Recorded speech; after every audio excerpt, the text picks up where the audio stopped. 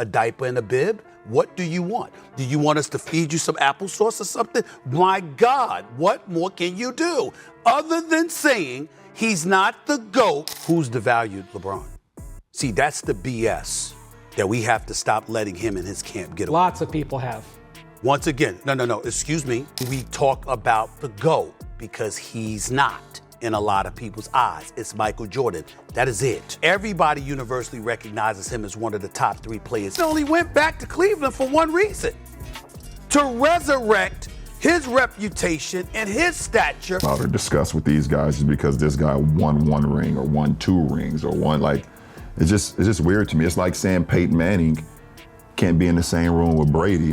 When it comes to the GOAT debate in basketball, no voice cuts sharper than Stephen A. Smith. He's loud, unapologetic, and relentless when defending Michael Jordan's legacy against LeBron James. In one of his most heated rants, Stephen A. broke down exactly why Jordan didn't need anyone. No Dwyane Wade, no Pat Riley, to remind him of who he was. For him, Jordan stood head and shoulders above everyone. LeBron, as great as he is, still falls short, and that's the fire we're diving into today. Stephen A. starts by admitting he has LeBron James as the 2nd greatest player of all time. That's not disrespect. That's praise of the highest level. But then he draws a sharp line. LeBron's resume isn't above Kareem Abdul-Jabbar's. When you consider the full scope, Kareem was dominant in high school, in college, and in the pros. His skyhook became unstoppable. His longevity unmatched until LeBron. And when you lay LeBron's career side by side with Kareem's across all phases, it's not a clear victory. What this tells us is that even if LeBron's name is 2nd, it doesn't mean the distance between him and the rest is as wide as people think. Jordan, though, he's still above them all, because when he came into the league, he didn't just dominate one phase, he redefined the entire sport. Stephen A. is making a layered point. Being 2nd doesn't make you untouchable. LeBron is great, but he isn't Jordan. And even compared to Kareem, it's not as cut and dry as his supporters claim. I think LeBron James, I got him number 2 all time, but I don't think his resume is better than Kareem. I think his resume is greater. Resume better than Kareem? I think it is. High school, college. Stack them side by side. There's always one that seems larger than life. With Jordan, it's the same thing. LeBron is Prince, an all-time great, someone who deserves reverence, someone you could argue for in the right circles. But Jordan is Michael Jackson, the global standard, the artist that not only dominated music but changed culture forever, the one who made every moment feel bigger than life itself. That's how Stephen A. frames Jordan. He wasn't just a basketball player, he was a phenomenon. And that's why Smith says he won't hit you over the head if you argue for LeBron. But in his eyes, the gap is obvious. Jordan is MJ. Everyone else, no matter how great, is still Prince in comparison. I disagree with them,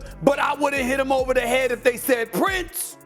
I would sit up there and say, well, that is Prince that they brought up here. Okay, right. Prince and Michael Jackson. Now, nobody else. One of the most damning comparisons Stephen A. makes is about how LeBron needed others to remind him of his greatness. When LeBron joined Miami, he had Dwyane Wade and Pat Riley pushing him to embrace who he was, to lock in and take over. And once he did, the results came. Championships, dominance, and the LeBron we remember at his peak. But Stephen A. makes the point that Michael Jordan never needed that kind of push. He didn't need teammates or executives to tell him he was great. He walked into the league with that fire already lit, and every year it grew. Jordan didn't wait for validation. He didn't need a reminder. His assassin's mentality was embedded in him from the jump. That, to Stephen A., is a gulf between two. It's not about talent, it's about mentality. LeBron had to be reminded to become LeBron. Jordan was Jordan from day one, and that's why Smith insists MJ didn't need what LeBron needed to get over the hump. That if you take LeBron James since he won the title and you compared it, it's debatable. Yeah. Now, my issue is those first years that it took you to win the championship. There's a difference when MJ doesn't have enough, as opposed to LeBron,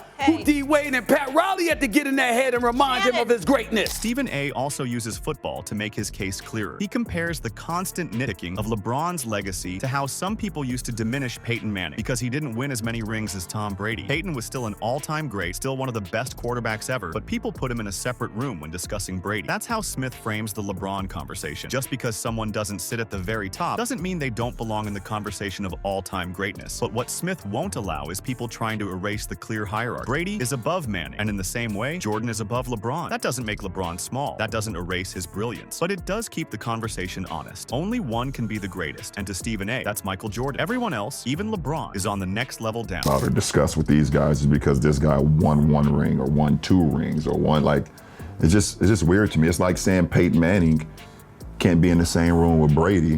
When Stephen A. Smith points out that LeBron James returned to Cleveland for only one reason, to resurrect his reputation and stature, it highlights a crucial distinction between him and Michael Jordan. Jordan never had to leave Chicago and then return to repair his legacy. His dominance was built in one place, with one franchise, where he left no doubt about who was in control. LeBron's journey, however, was marked by choices that seemed more about narrative control than pure dominance. The move back to Cleveland wasn't just a homecoming, it was about rebalancing the scales after the decision tarnished his reputation in Miami, where people questioned if his greatness was manufactured by the system around him. Jordan never faced this kind of scrutiny because he didn't need anyone to validate him. His path was brutal but clear. He conquered with the Bulls, full stop. LeBron's need to return to Cleveland showed that his story was partially dictated by outside perception, something Jordan was immune to because his performance silenced every critic before the conversation could even start. That's why Stephen A. stresses that move as reputation repair, not just greatness shining on its own. He only went back to Cleveland for one reason: to resurrect his reputation and his stature. Stephen A. doubles down when he calls out the narrative manipulation around LeBron and insists that we stop letting him and his camp push the idea that he's been devalued. The truth, as Stephen A. puts it, is that people already rank LeBron among the all-time greats, but the conversation always circles back to one name: Michael Jordan. Universally. That's the word he stresses. Jordan is recognized not just as one of the greatest, but the greatest. The level of dominance he had, the cultural influence, the way he elevated basketball globally, none of that has ever been matched. When you compare resumes, LeBron's is phenomenal, but Jordan's is airtight. He didn't need outside spin, or teammates reminding him of who he was, or PR campaigns built around legacy management. Jordan was recognized at his peak, during his prime, and even after he left the game, as the gold standard. LeBron may have his defenders, but the fact that his camp even feels the need to fight the narrative proves that Jordan's spot at the top has never truly been threatened. Who's devalued LeBron? See, that's the BS that we have to stop letting him and his camp get away. Lots of people have. Once again, no, excuse me. We talk about the GOAT because he's not in a lot of people's eyes. It's Michael Jordan. That is it. Everybody universally recognizes him as one of the top 3 players. Finally, Stephen A. unleashes his sharpest critique with the diaper and applesauce analogy. It's a jab at how ridiculous the constant demand for Jordan's fans and analysts to validate LeBron has become. What more can people do other than acknowledge that he's not the GOAT? Nobody is denying LeBron's greatness. Nobody is ignoring his accomplishments. The frustration comes from the incessant need to force a comparison that doesn't exist on equal ground. Jordan didn't need validation campaigns or sympathy. He established dominance so clearly that the debate feels unnecessary. The fact that Stephen A. has to use such a biting metaphor shows how worn out this conversation has become. The "feed you applesauce" line is symbolic. LeBron's camp, and sometimes his fans, act as if everyone owes him constant praise, as if calling him number 2 is an insult rather than a compliment. But in truth, being number 2 behind Jordan is no shame. It's reality. The neediness of the argument is what diminishes the discussion, not Jordan's supremacy. A diaper and a bib?